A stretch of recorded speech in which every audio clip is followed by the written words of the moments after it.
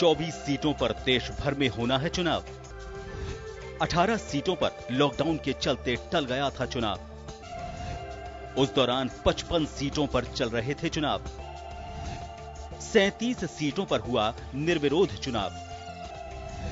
इस बीच 6 सीटें फिर हो गईं खाली। 19 जून को होगी अब वोटिंग। राजस्थान में भी 3 सीटों पर होगी वोटिंग। राज्यसभा का चुनावी रण रोचक हो गया है। राजस्थान में 3 सीटों पर 4 उम्मीदवार हैं। हालांकि इस समीकरण में कांग्रेस और भाजपा के खाते में एक सीट तो तय है। वहीं दूसरी सीट भी बहुमत का गणित कांग्रेस के खाते में डाल रहा है। लेकिन भाजपा का ओंकार सिंह लखावत कार्ड कांग्रेस के पसीने जरूर छुड़ा रहा है। कांग्रेस का आरोप है कि भाजपा चुनावी गणित अपने पक्ष में बिठाने के लिए हॉर्स ट्रेडिंग कर रही है। वहीं भाजपा ने इसका खंडन किया है। लेकिन इस बीच मध्य प्रदेश और गुजरात की तस्वीर का हवाला कांग्रेस ने भाजपा के सामने दिया है। कांग्रेस के पास 107 विधायक हैं, निर्दलीय हैं 13। भाजपा के पास 72, आरएलपी के पास 3, बीटीपी के पास 2 और आरएलडी के पास 1 विधायक है। कांग्रेस से केसी वेणुगोपाल और नीरज डांगी उम्मीदवार हैं। भाजपा से राजेंद्र गहलोत प्रत्याशी, वहीं ओंकार सिंह लखावत को समर्थन। भाजपा ने राज्यसभा चुनाव में प्रदेश कांग्रेस की नब्ज टटोलने का काम किया है और कांग्रेस का भीतरी तापमान नापने की कोशिश की है। इसका असर कांग्रेस पर दिखाई तो दे रहा है, लेकिन निर्दलीयों का सरकार को समर्थन कांग्रेस को राहत देने वाला है। बसपा के विधायकों को मिलाने के बाद कांग्रेस के पास खुद के 107 वोट हैं। वहीं 13 निर्दलियों में ज्यादातर कांग्रेस के पक्ष में हैं। लेकिन भाजपा के पासा फेंकने के बाद कांग्रेस वोटरों का मन भी टटोलती दिख रही है। राज्यसभा का चुनावी गणित काफी कुछ कहेगा। यदि मध्य प्रदेश के ज्योतिरादित्य की तरह कुछ फूट हुई या फिर गुजरात की तर्ज पर भाजपा कांग्रेस को तोड़ने में कामयाब रही, तो राजस्थान की राजनीति में एक नया इतिहास भी लिखा जा सकता है। जन टीवी के लिए अनिल सेन की रिपोर्ट।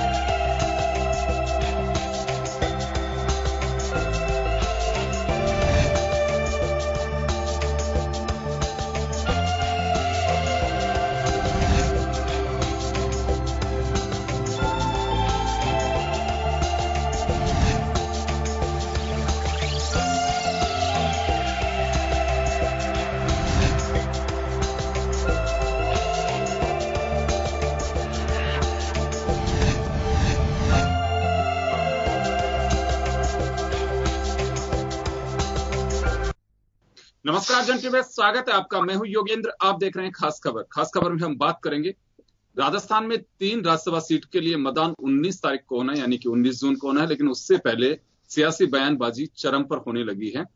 मुख्यमंत्री अशोक गहलोत ने सीधा बीजेपी पर निशाना साधा है। कहा है कि निर्दलीय और कांग्रेस से जुड़े कई विधायक आकर के उनसे मिले और कहा जा रहा है कि दिल्ली से उन्हें प्रलोभन दिया जा रहा है। उन्हें करोड़ों रुपए का लालच दिया जा रहा है। सीधा आरोप भाजपा नेताओं पे लगाया गया है। पलटवार बीजेपी ने करते हुए कहा है कि सरकार खुद ही अंतर द्वंद से ग्रस्त है, उनकी कॉन्ट्रैक्ट सरकार में है, बीजेपी को कोई मतलब नहीं है। लेकिन चलिए, ओंकार सिंह लखावत को जैसे प्रत्याशी बनाया गया था उसके मायने क्या थे, इसको लेकर के हम जरूर चर्चा करेंगे। और क्या बीजेपी नब्ज टटोलना चाह रही थी कि राज्यसभा चुनाव के बहाने सरकार की नब्ज टटोली जा सकती है, इसी को लेकर के हमारे साथ हमारे अतिथि इस वक्त मौजूद हैं। वरिष्ठ पत्रकार श्याम सुंदर शर्मा साहब हमारे साथ हैं, भाजपा नेता और विधायक रामलाल शर्मा जी हमारे साथ हैं, राजस्थान प्रदेश कांग्रेस के सेक्रेटरी आरसी चौधरी जी हमारे साथ हैं। आप सभी का स्वागत है। मैं रामलाल जी आपके पास आना चाह रहा हूं। अशोक गहलोत साहब ने सीधा आरोप लगाया है भाजपा पे कि राज्यसभा चुनाव से ठीक पहले हॉर्स ट्रेडिंग करने जा रही है, बीजेपी करने की पूरी कोशिश कर रही है और कई विधायक आकर के उनसे शिकायत कर चुके हैं। देखिए योगेंद्र जी, मेरे ख्याल से जो प्रदेश के या सूबे के जो मुखिया है वो जिस तरीके के बयानबाजी कर रहे हैं, ये उनके आंतरिक अंतर्द्वंद का परिणाम है। इनकी कांग्रेस पार्टी के अंदर जिस तरीके से पावर सेंटर दो बने हुए हैं, उन पावर सेंटरों की वजह से कांग्रेस इससे ग्रसित है और वो भविष्य के अंदर जो घटनाएं घटित होने वाली है, या तो वो इतने दूरदर्शी है जो उनको दिख रहा है कि ये होने वाला है, या उनको लगता है कि जिस तरीके से राजस्थान के हालात जो वर्तमान में बने हुए हैं, इनके खुद के कांग्रेस पार्टी के विधायक असंतुष्ट हैं। अभी कुछ दिनों पहले विधानसभा जब सत्र शुरू हुआ था, उस सत्र के दौरान भी कई कांग्रेस के विधायकों ने कहा कि इस सरकार के ऊपर हमें कोई विश्वास नहीं है, सरकार कोई काम नहीं कर रही है।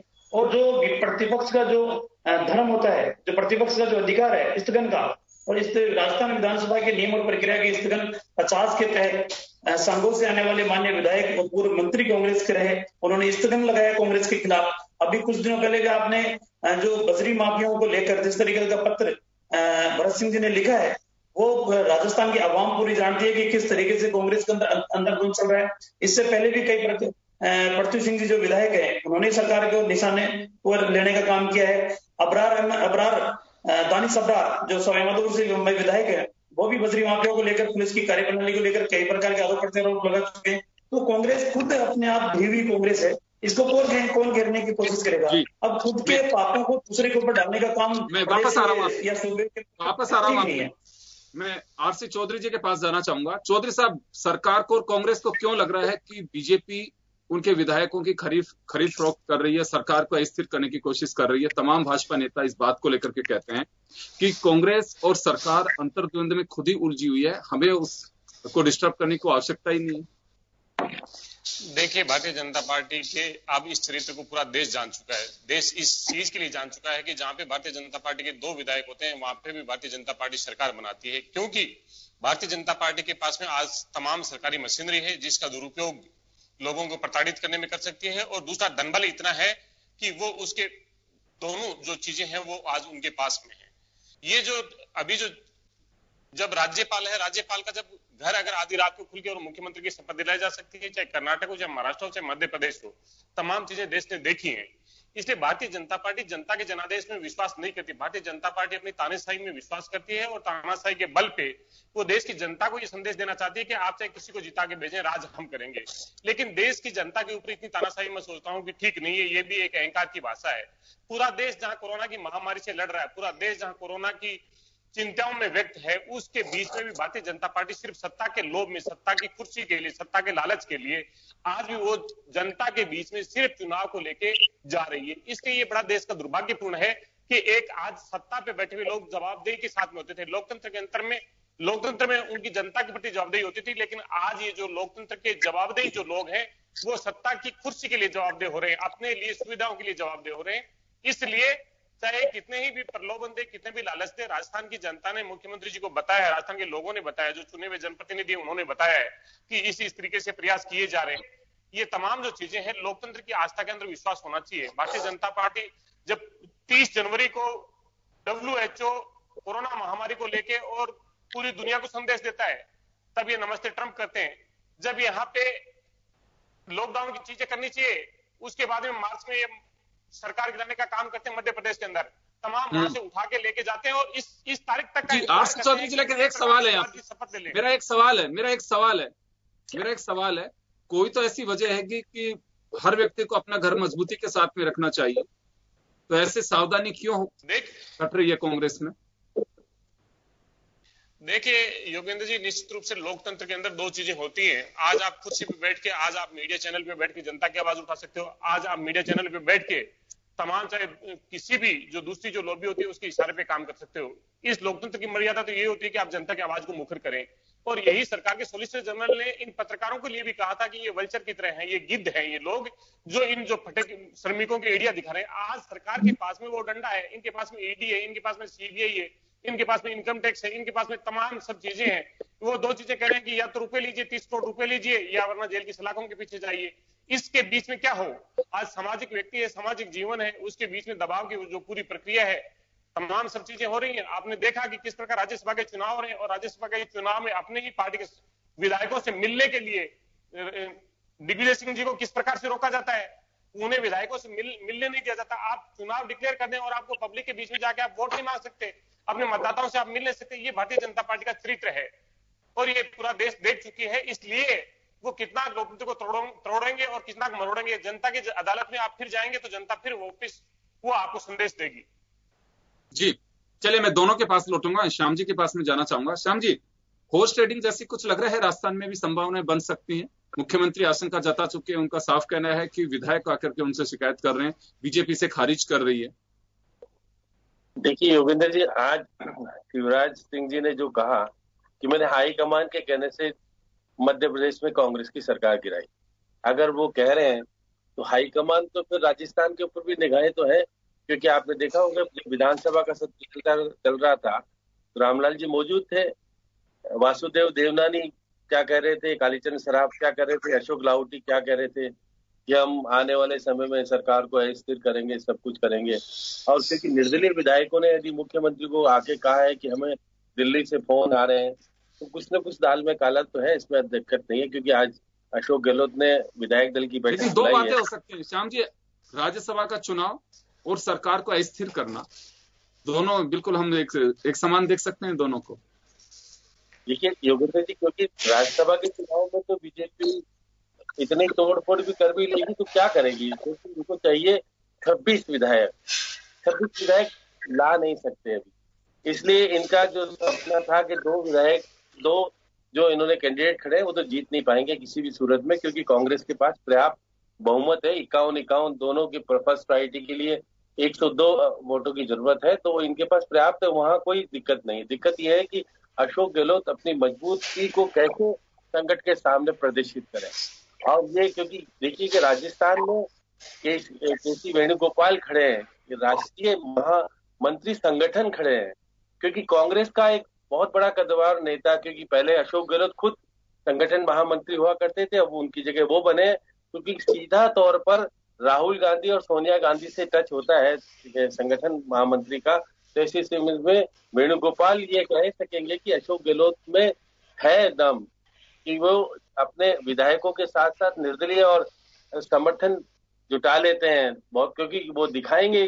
देखिए जब चुनाव होगा तो आपको समझ में आएगा कि वहां 124, 125, 123 वोट कांग्रेस को पक्ष में जाएंगे। तो ये बात तो सही है कि शक्ति प्रदर्शन करना चाहते हैं अशोक गहलोत, और ये पार्टी में हमेशा से वो अपनी स्थिति को मजबूत करने के लिए वो हर तरह की चीज करते हैं। आज तो मुख्यमंत्री है, उनका शासन भी है। मैं वो कह रहा हूँ कि विधायकों के अगर किसी को फोन किया है तो एफआईआर दर्ज करा सकते हैं, कराना चाहिए उनको, अगर ये स्थिति हो रही है कि क्योंकि सरकार जब आपकी है खुद की, तो केंद्र के कौन से नेता ऐसे हैं जो कि फोन कर रहे हैं? क्योंकि आप लेकिन श्याम जी, आपका एक बड़ा एक एक्सपीरियंस है जर्नलिज्म का, इस तरह की कुछ गॉसिप भी छोड़ी जाते हैं, या फिर कहें कि इस तरह के बयानबाजी, चाहे कोई भी सरकारी नुमाइंदे हों चाहे प्रतिपक्ष में लोग हों, चर्चाओं के लिए भी इस तरह की छोड़ देते हैं सगुफा की, हाँ इस तरह की बातें सुर्खियां बटोरने के लिए, कुछ ऐसा तो नहीं है?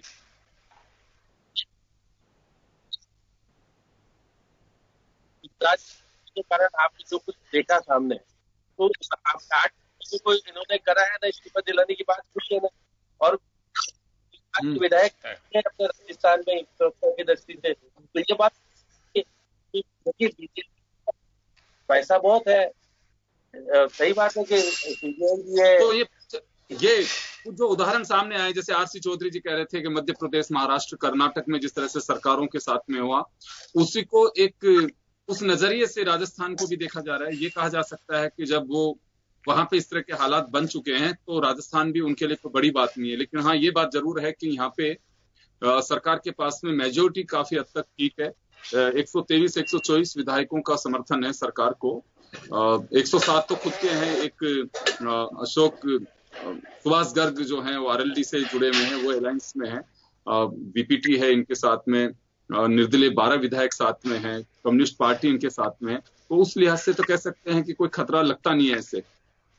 देखिए योगेंद्र जी, शुरुआत में आप देखेंगे तो 99 में कांग्रेस की जीते थे। उसके बाद जुबेर की मिसेज सोफिया जीत के आई थी तो उसको कांग्रेस के स्पष्ट रूप से बहुमत प्राप्त हुआ था। उसके बाद बीएसपी के 6 लोग शामिल हुए तो इनको 107 हुए। अब देखिएगा उसके बाद 12 निर्दलियों का समर्थन की बात करें, निर्दलीय हमेशा आपके हो जाए ये जरूरी नहीं है, उनको प्रलोभन देकर के खरीदा जा सकता है, उसमें दो राय नहीं। निर्दलीय है वो जहां उनको आने वाले सप्ताह कौन दिखा सकता है अच्छा, कौन उनको सुविधाएं दे सकता है, और उस तरफ जा सकते हैं, उसमें दो राय नहीं है। उनके ऊपर तो बीटीपी के 2 है क्योंकि समर्थन वो इनका करेंगे कांग्रेस का, लेफ्ट वाले 2 है वो भी आरएलडी वाले तो क्योंकि अशोक गहलोत की चेले थे इसलिए उनको मंत्री बना करके रखा हुआ है।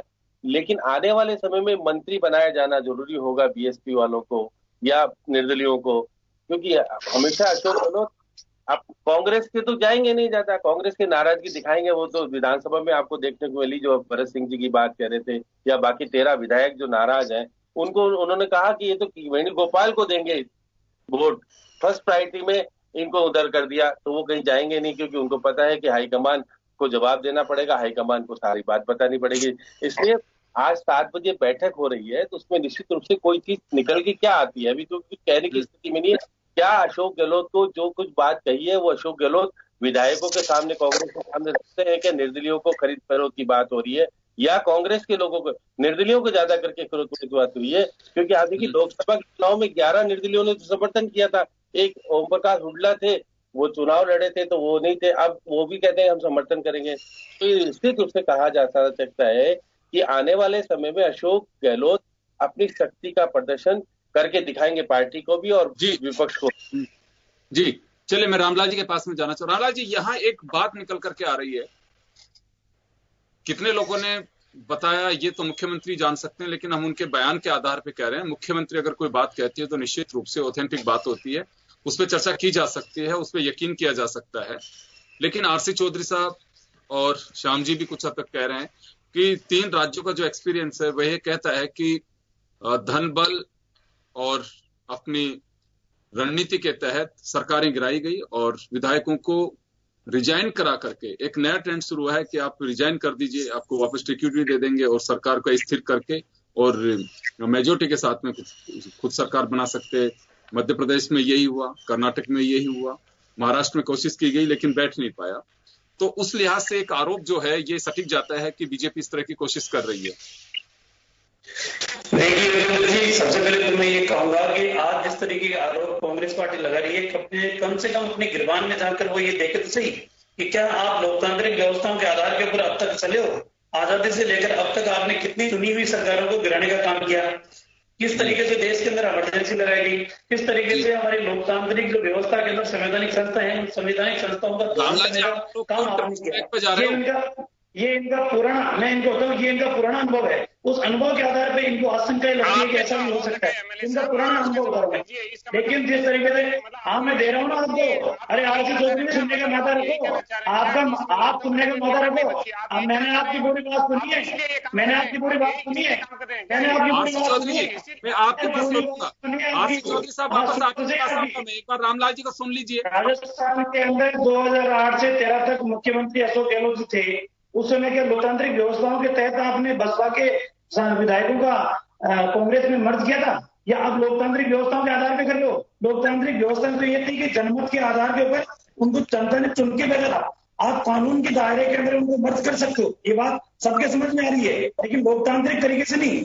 जनता ने तो उनको चुना था। रही बात महाराष्ट्र की, महाराष्ट्र में तो आपने भारतीय जनता पार्टी और शिवसेना के खिलाफ चुनाव लड़ा है। आपका धर्म ये कहता था कि उनको नहीं बनाएंगे सरकार, विपक्ष में बैठेंगे, लेकिन जब सत्ता जब मिलती है ना तो सबको अच्छी लगती है। आरसी चौधरी जी, लेकिन जिस तरीके की आशंका प्रदेश के मुखिया जाहिर कर रहे हैं, ये इनकी अंदरूनी लड़ाई है। दो खेमे में बटी हुई कांग्रेस है। जिस तरीके से राज्यसभा के उम्मीदवारों का चयन हुआ है, उस चयन के अंदर आपको भी लगता है कि पीसीसी के अध्यक्ष ने नाराजगी जाहिर की थी कि मेरे से कोई राय नहीं ली गई। एक ही उम्मीदवार दिल्ली के नेतृत्व के इशारे के ऊपर डिक्लेयर किया हुआ है और दूसरा प्रदेश के मुख्यमंत्री इसके नजदीक। रामलाल जी, आप लोगों को किस बात का इंतजार है? रामलाल जी, आप लोगों को किस बात का इंतजार है? ओंकार सिंह लखावत साहब को आप लोगों ने मैदान में उतारा है, मेजोरिटी है नहीं आपके पास में, एमएलए एक सीट आपके पक्की है कि उसमें कहीं को डाउट नहीं, राजेंद्र गहलोत साहब की, तो आपको उतारा है एक कैंडिडेट ओंकार सिंह लखावत, बीजेपी के कद्दावर नेता हैं।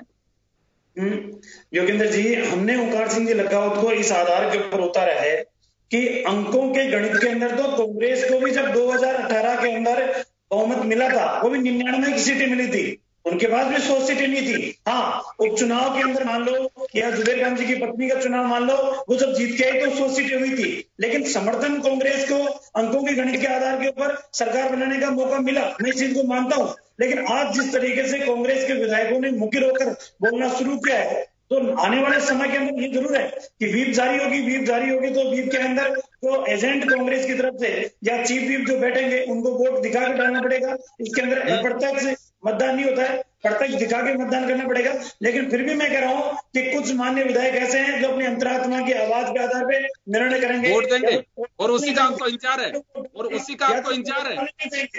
बिल्कुल निश्चित रूप से या तो वो वोट डालने नहीं जाएंगे और इस लोकतांत्रिक व्यवस्था में विश्वास पैदा करेंगे और कांग्रेस को ये आईना दिखाने की कोशिश करेंगे कि शेष कार्यकाल जो कांग्रेस कर रहा है उसके अंदर वो जनता के जुड़े हुए मुद्दों के आधार के ऊपर उनकी समस्याओं का समाधान करने का काम करे।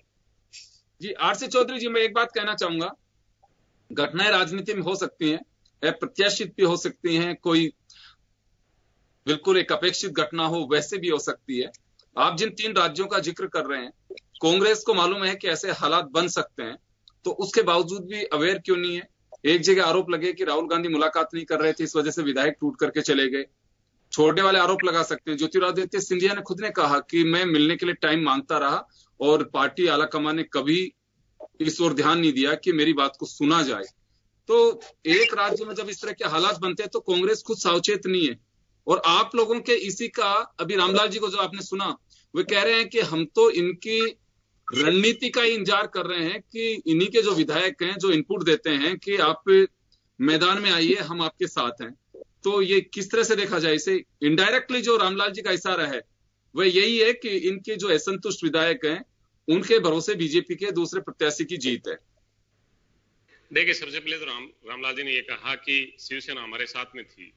इन्हें पता होना चाहिए कि शिवसेना आपके साथ में थी। शिवसेना के साथ में लेकर आपने सरकार नहीं बनाई और आपने ही सबसे पहले शिवसेना हमारे साथ नहीं थी।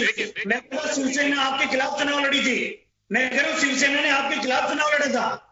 शिवसेना हमारे साथ नहीं थी, हमारे गठबंधन में नहीं थी। बीजेपी इंडिपेंडेंट चुनाव लड़ी थी, लेकिन शिवसेना ने आपके खिलाफ गठबंधन से चुनाव लड़ा। रामलाल जी, गठबंधन से तो चुनाव लड़ा शिवसेना ने। शिवसेना का आपका तो गठबंधन था, कांग्रेस के खिलाफ चुनाव लड़ा।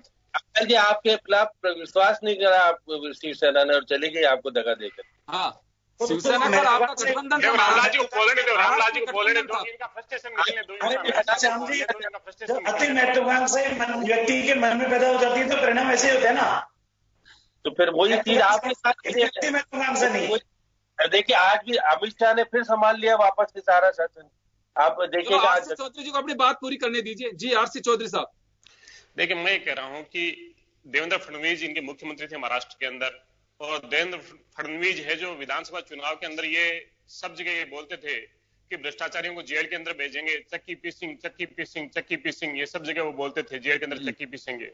उसके बाद में क्या हुआ? जब शिवसेना के साथ में उसके बाद मैच फिक्सिंग, नोट चक्की पीसिंग।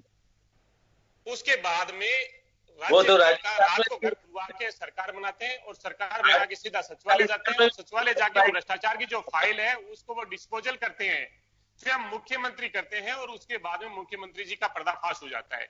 भारतीय जनता पार्टी इसी प्रकार का करती है कि हम या तो जेल में भेजेंगे या आप हमारे साथ में सरकार बना लीजिए। सरकार आ जाएंगे, हम आपके मुकदमे वापस ले लेंगे, आपको पाक साफ कर देंगे। अगर आप नहीं आएंगे तो हम आपको जेल में भेजेंगे, आपको रुपया भी दे रहे हैं। ये चरित्र महाराष्ट्र के अंदर इस देश की जनता ने देखा। उसके बाद में हम लालायित थे सत्ता के लिए हमने एक लंबे समय के बाद में एक कॉमन मैनिफेस्टो के ऊपर जाके और हमने वो सरकार बनाई है।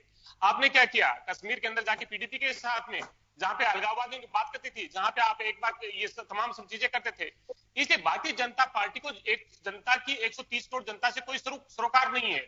अगर ये लॉकडाउन की घोषणा पहले होती, अगर ये 30 जनवरी से अगर ये नमस्ते ट्रंप जो प्रोग्राम है वो कैंसिल कर दे, तो आज अहमदाबाद में हजारों लोग नहीं मरते। आज अहमदाबाद में हत्या का जो मौतों का आंकड़ा है वो देश में सबसे ज्यादा नहीं होता।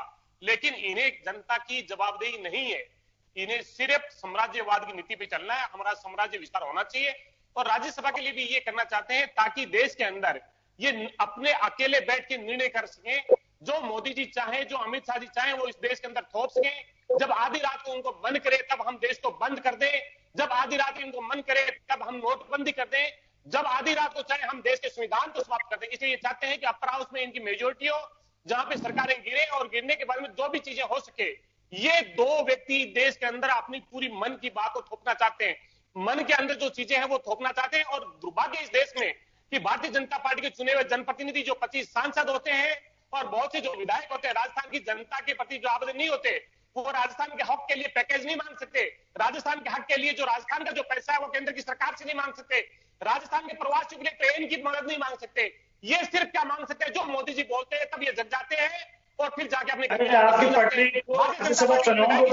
चीजें नहीं कर सकते। मोदी जी कहेंगे कि तुम्हें सौजा नहीं है, तुम्हें हाफ पैंट में आना है, तुम्हें पैंट में आना है, इसके अलावा ये कुछ नहीं कर सकते। जनता भूल चुके हैं, जनता से ये सरकार से आगे हमला करना चाहते हैं, ये देश की जनता समझ चुकी है। और रामलाल जी आने वाला वक्त बताएगा। आप दूसरी बार जीत के आए हो, युवा समझ के देश के, आपको चमू के लोगों ने जिताया था, लेकिन चमू के लोग जानते हैं कि उनकी जवाबदेही निभाते हो या मोदी के इशारे पे चलते हो। इसलिए ये जनता को बेवकूफ मत समझिए। आप एक कदम नहीं चले, एक कदम श्रमिकों की आवाज नहीं उठाई। आरसी चौधरी साहब देखिए, आरसी चौधरी साहब वो तो देखिए, पार्टी का जो आला कमान होगा, पार्टी का आला कमान जो होगा वो जैसे चलाएगा पार्टी वैसे ही चलती है। ये अभी लोकतंत्र में सिस्टम पार्टी का अध्यक्ष होता है, आला कमान प्रधानमंत्री नहीं। प्रधानमंत्री जो कहता है, प्रधानमंत्री आधी रात को जो जगता है। अमित शाह रैली कर रहे हैं, ये दौर बदल गया है। आरसी चौधरी साहब ये दौर बदल गया है। कोई वक्त था सर, कोई वक्त था वही कांग्रेस का होता था, कांग्रेस वही करती थी तो इंदिरा गांधी कहती थी। तो आज दौर बदल गया, आज बीजेपी में वही दिखाई दे रहा है।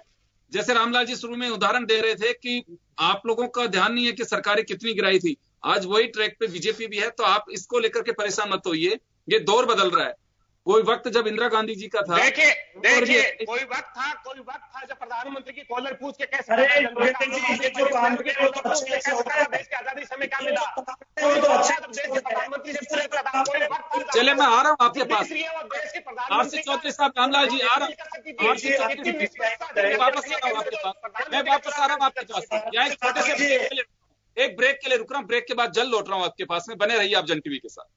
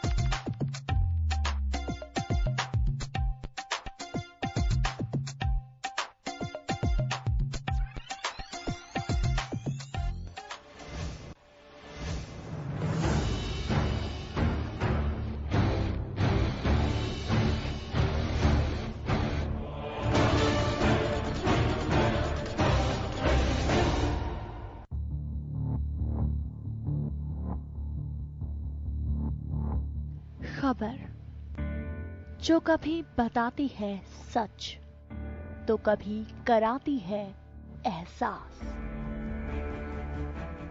खबर जो है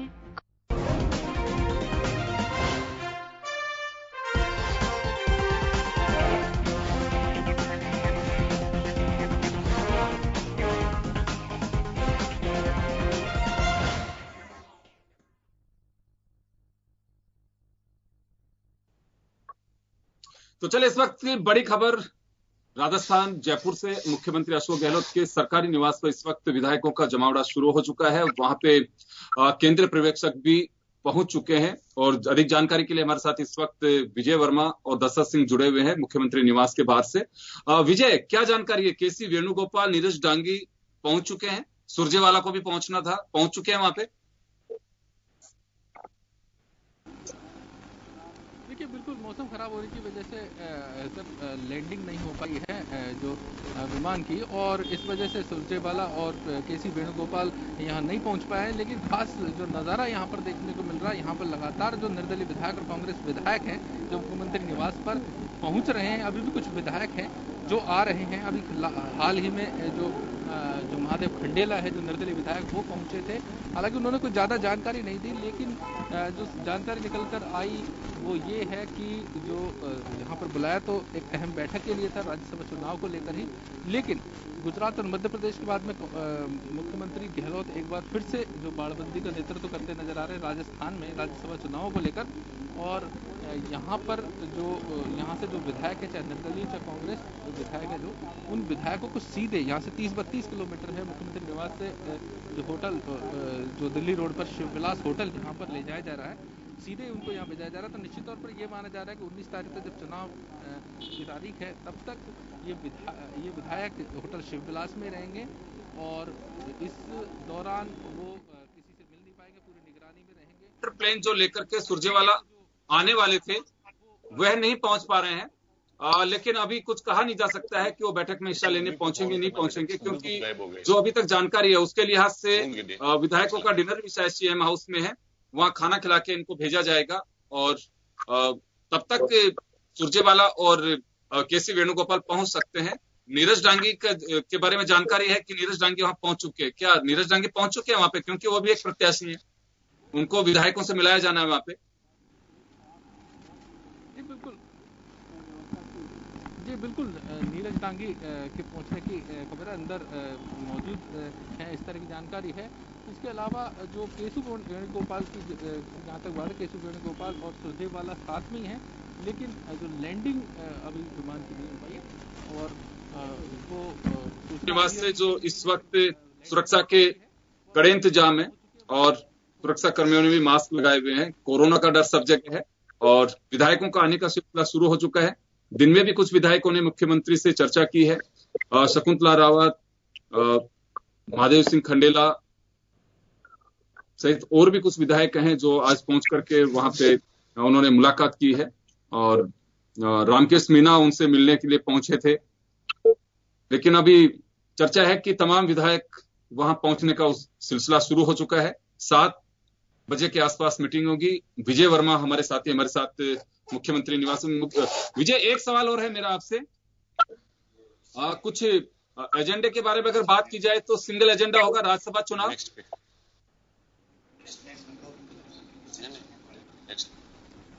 बिल्कुल, एजेंडा अभी खुलकर सामने नहीं आ सका है, लेकिन ये जो बात जरूर है कि बाड़ेबंदी को लेकर जो पूरी रणनीति तय की जा चुकी थी पहले ही, और मुख्यमंत्री स्तर पर जो पहले ही तय किया जा चुका था कि तमाम जो विधायक है उनको होटल शिवविलास भेजा जाएगा।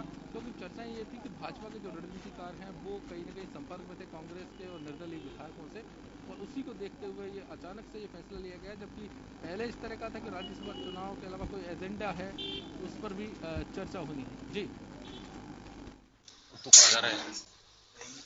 चलिए विजय, मैं लौटूंगा वापस आपके पास में, और जो भी अपडेट हो आप हम तक पहुंचाइए, हम दर्शकों तक पहुंचाने की पूरी कोशिश करेंगे। तो विजय वर्मा हमारे साथ जुड़े मुख्यमंत्री निवास के बाहर से, जहां विधायकों की बैठक होनी है। कांग्रेस के विधायक और समर्थित जो निर्दलीय विधायक हैं वो बैठक में मौजूद रहेंगे। अन्य विधायकों की भी बुलाया गया है, लेकिन अब संख्या कितनी पहुंच पाती है ये देखने वाली बात होगी।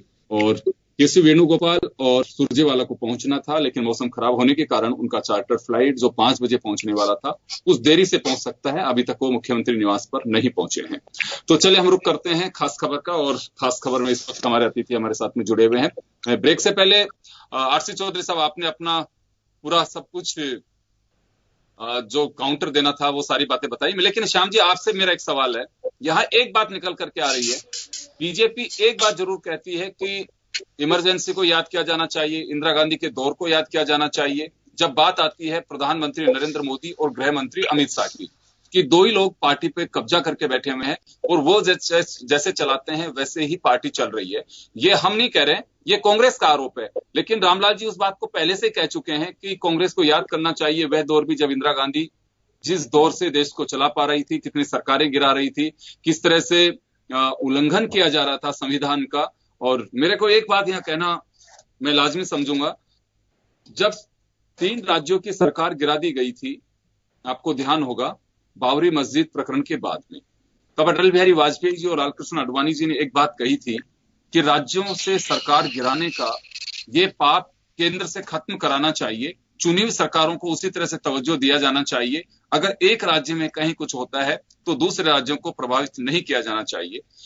लेकिन आज हम कहां स्टैंड कर रहे हैं? लोकतंत्र के लिए मुझे लगता है समीक्षा करना बहुत जरूरी है, लेकिन अगर डेमोक्रेसी में यही सब कुछ जायज है तो फिर तो मुझे लगता है कि ट्रैक बदलने वाला नहीं है। श्याम जी क्या कहेंगे इस पे आप?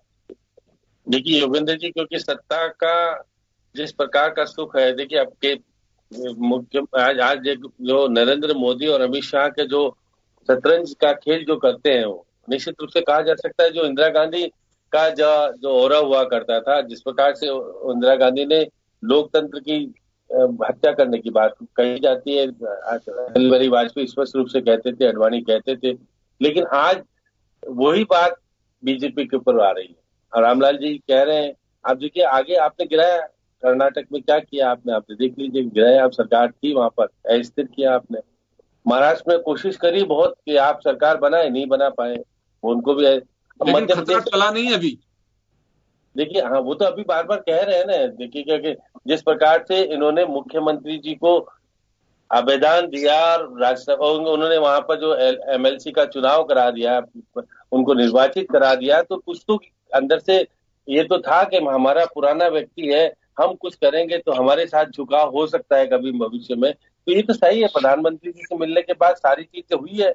ये कुछ घटनाक्रम देखने के बाद ऐसा लगता है कि प्रधानमंत्री जी करते हैं ममता जी के जाकर के 1000 करोड़ दे के आई गए, वो कह गए कि देखिएगा कि हम संकट केंद्र खड़ा के। यहाँ एक बात मैं जानना चाहूंगा श्याम जी, देखिए हम उसके अर्थ किसी भी मायने में निकाल सकते हैं।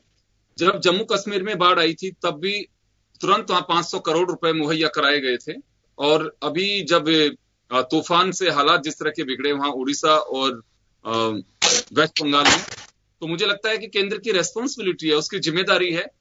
पार्टियां अलग हो सकती हैं, सरकार अलग हो सकती है, मुल्क एक है, तो ऐसे में प्रधानमंत्री का कर्तव्य था कि उन्हें वास्तव में वहां पे अगर सरकार इस तरह से परेशानी में तो पैसा दिया जाना चाहिए, परंपरा भी रही है, तो हम इसे अलग नजरिए से क्यों देख रहे हैं?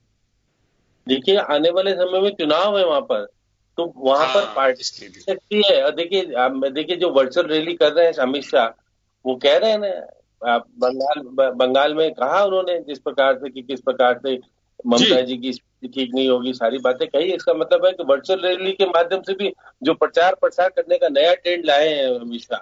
और देखिएगा 20,000 LED लगाई जाती है और बड़ा वही देखिए नहीं, बिहार में वर्चुअल रैली हो चुकी है, बंगाल में हो चुकी है अमित शाह की। आप 14 तारीख को राजस्थान में भी होगी, 14 तारीख को राजस्थान में भी वर्चुअल रैली है, जेपी नड्डा उसे संबोधित करेंद्र। अब देखिए जेपी नड्डा इतने प्रभावी नहीं है, अमित शाह कहते हैं वही होता है आजकल। आप देखिएगा कि साहब नरेंद्र मोदी को साहब ही कहते हैं, साहब उन्हीं के अनुसार चलते हैं। तो पार्टी में जिस प्रकार का एकापन और वही आप जो कह रहे तानाशाही की स्थिति जो इंदिरा गांधी की हुआ करती थी, आज अमित शाह और नरेंद्र मोदी की भी है। आप देखिए चिंता अशोक गहलोत किसकी तानाशाही की बात कांग्रेस कहती है ना।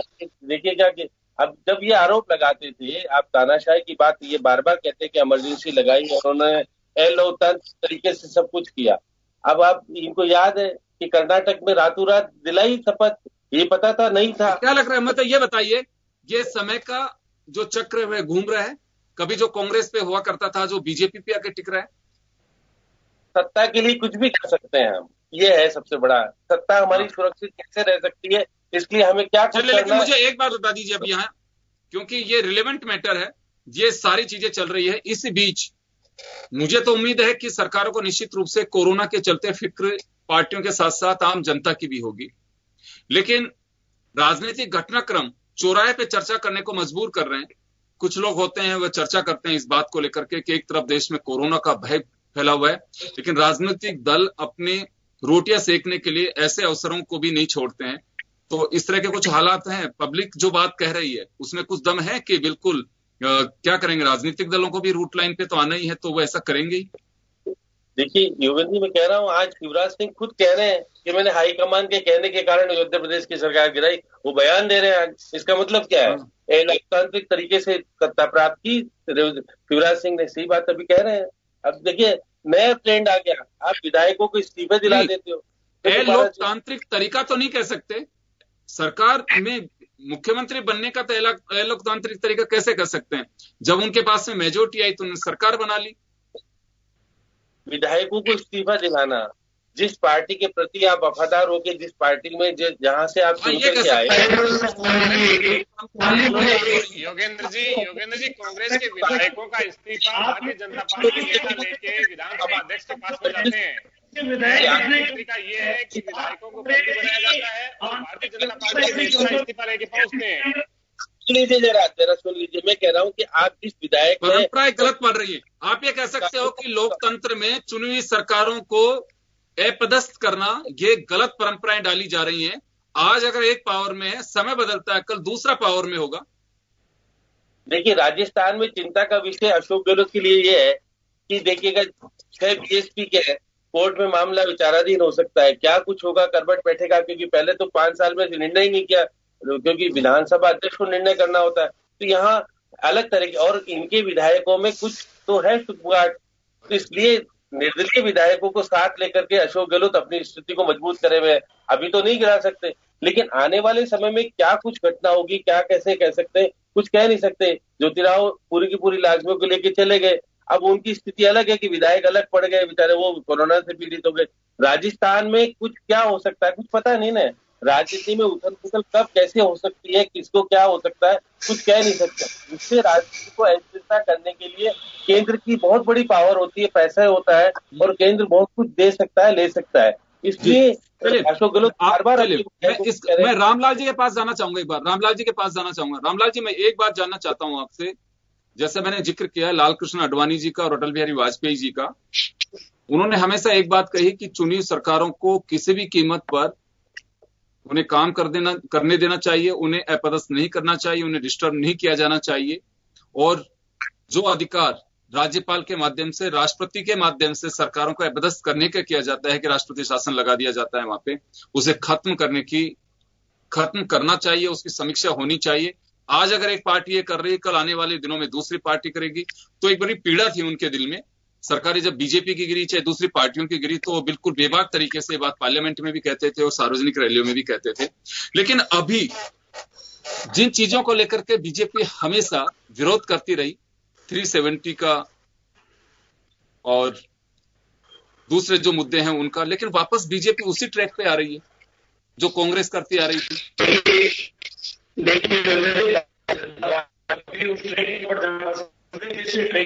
अंदाज बदल सकता है, लेकिन हो तो वही रहा है।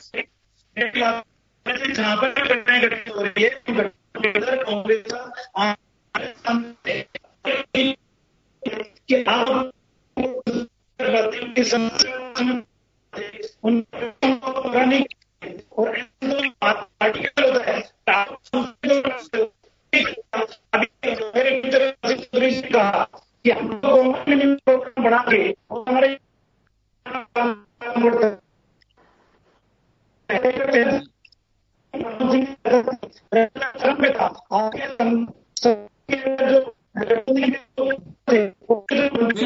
लेकिन रामलाल जी, लेकिन अटल बिहारी वाजपेयी, लाल कृष्ण आडवाणी साफ कहा करते थे ये बात है कि चुनी हुई सरकार किसी भी राज्य की है, उसे काम करने देना चाहिए, जब किसी पत्रकार ने कहा कि आपके जो तरीके से विश्वास है आपको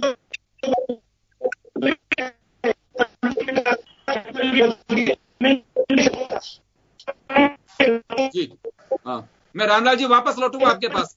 मैं आरसी चौधरी जी के पास जाना चाहूंगा, वापस लौटूंगा आपके पास में, आरसी चौधरी जी के पास जाना चाहूंगा। चौधरी साहब आपके पास आना चाह रहा हूं।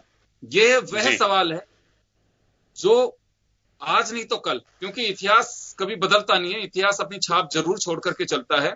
और आज जो चर्चा कर रहे हैं, चाहे इंदिरा जी का नाम लिया जाता हो, कांग्रेस ने जिस तरह से राष्ट्रपति शासन लगाने की बात की, चुनी हुई राज्यों की सरकारों को हटा करके, तो वही ट्रैक अगर आज कांग्रेस को तकलीफ दे रहा है तो बात वही है। इसी वजह से फिर कहते हैं कि तो राजनीतिक दलों को तय करना होगा कि किस हद तक हमें लोकतंत्र को हाशिए पे लेके जाना है। ये शब्द मैं इस वजह से कह रहा हूं, लोकतंत्र केवल राजनीतिक दलों की वजह से नहीं टिका हुआ है, पूरे हिंदुस्तान की उस आबो हवा, उस आम आवाम की वजह से जिंदा है लोकतंत्र, जो इसमें यकीन करते हैं। केवल राजनीतिक दल नहीं, हाँ, लेकिन हमारे यहाँ परंपरा है, संविधान ये राइट देता है कि चुनी हुई जो पार्टियां हैं, उनके जो जनप्रतिनिधि हैं, जिसके पास बहुमत है, वह सरकार बनाता है। बहुत अच्छी बात है, ये हमारे डेमोक्रेसी की ब्यूटी है। लेकिन आज आपको तकलीफ हो रही है कि सरकारें गिर रही हैं, यही बात रामलाल जी कह रहे हैं। लेकिन मैं दोनों से बात पूछना चाहूंगा कि क्या वक्त आ गया, अगर राजनीतिक दलों को तय करना होगा कि चुनी हुई सरकारों को काम करने देना चाहिए? योगेंद्र जी, सबसे बड़ी बात मैं ये कहना चाहूंगा कि सबसे बड़ा आपके चैनल पे जो सबसे चीजें हैं कि आज एक बड़े वरिष्ठ पत्रकार हैं, जितना मेरा जीवन है उतना उनका राजनीतिक अनुभव है। श्याम जी अपने बीच में आपकी जो डिबेट है बड़ी महत्वपूर्ण होती है, और डिबेट के साथ साथ मैं ये दो तथ्य पे लेके जाना चाह रहा हूँ, छोटी छोटी घटनाओं का जिक्र करना चाहूंगा। प्रधानमंत्री होती है इंदिरा गांधी जी, और इलाहाबाद हाईकोर्ट के जो जस्टिस होते हैं वो उनके चुनाव को निरस्त करते हैं। किस आधार पे?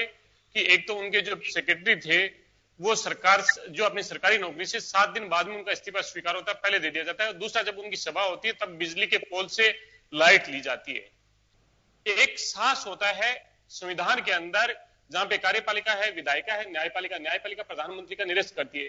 दूसरी तरफ आप जहां पे न्यायपालिका है, क्या स्थिति रही इस देश के अंदर, न्यायपालिका की लंबा जिक्र करने की जरूरत नहीं है, क्योंकि आपके चैनल पे बहुत से मौके मिले।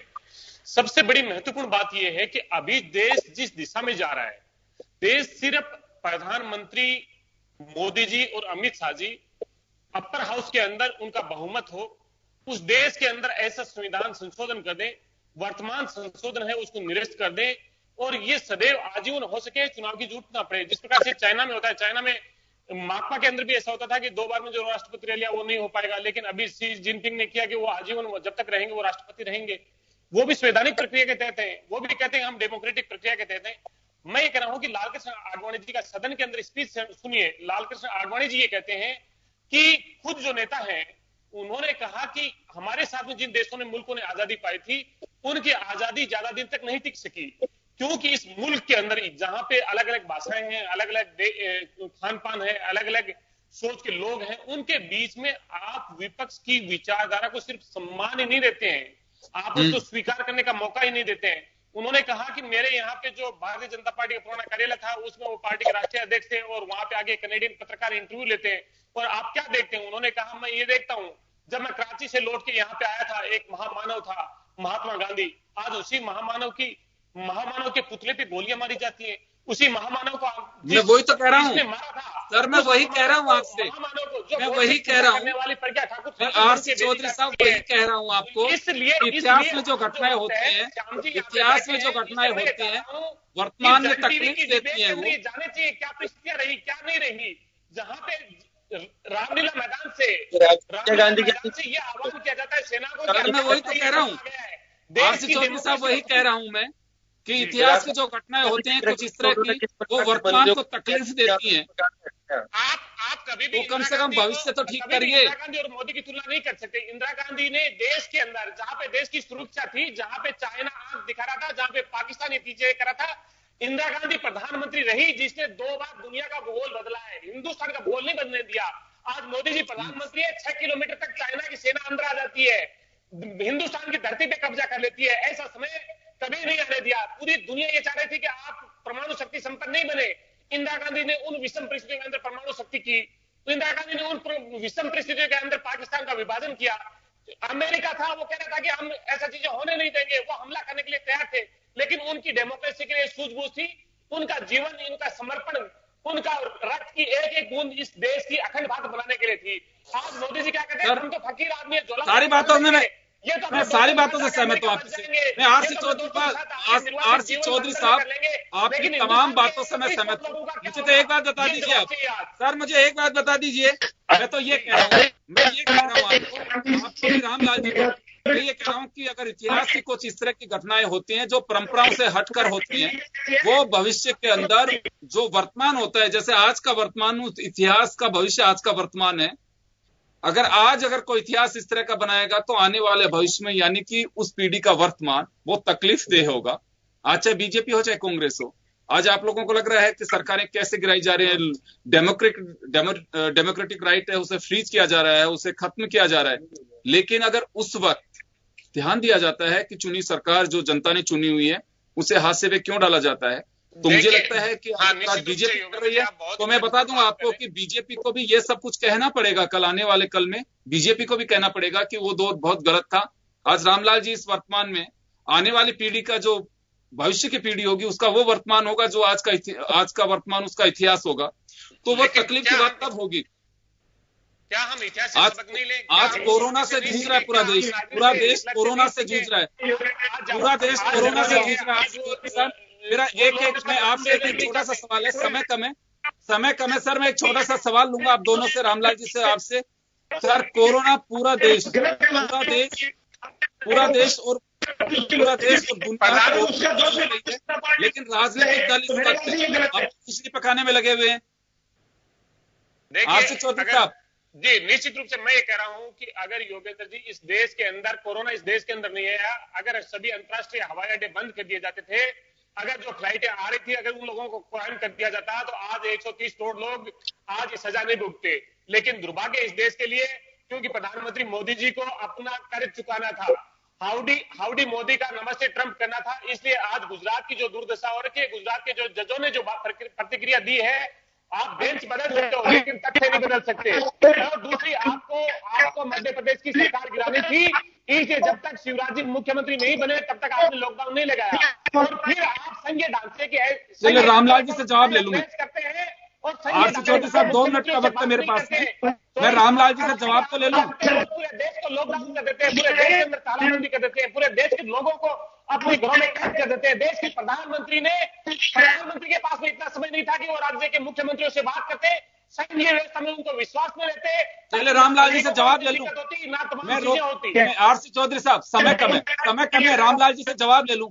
रामलाल जी, आपके पास आना चाहूंगा। ये चौराहे की चर्चा है कि राजनीतिक दल जो बयानबाजी आती है उसका ऑपरेशन करते हैं। मुझे बहुत अच्छे से ध्यान है, जब आप पहली मर्तबा विधायक बने थे या दूसरी बार बने होंगे, उस वक्त आपने कहा था कि पॉलिटिकल पार्टीज पे एक टैग लग गया है। आम आदमी कहता है कि जब उलझन होती है, कहीं चर्चा होती है, कहता है इसको विधानसभा समझ रखा है क्या। ये चौराहे की चर्चा का मैं जिक्र कर रहा हूं आपसे कि कोरोना से त्रस्त है पूरा देश, पूरी दुनिया, लेकिन राजनीतिक दल अभी भी अपने स्वार्थ को नहीं छोड़ रहे हैं। ये एक आम चर्चा है। ये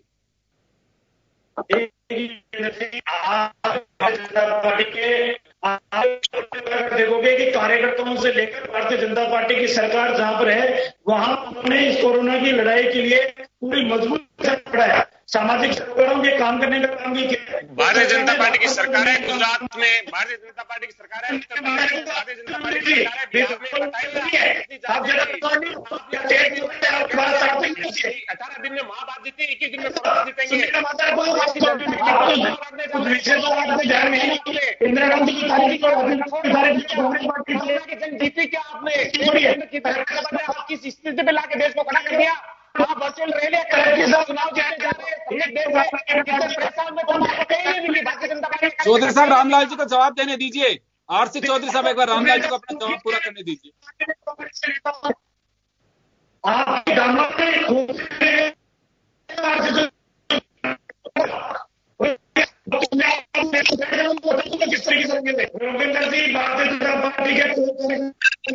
चले, मैं माफी चाहूंगा,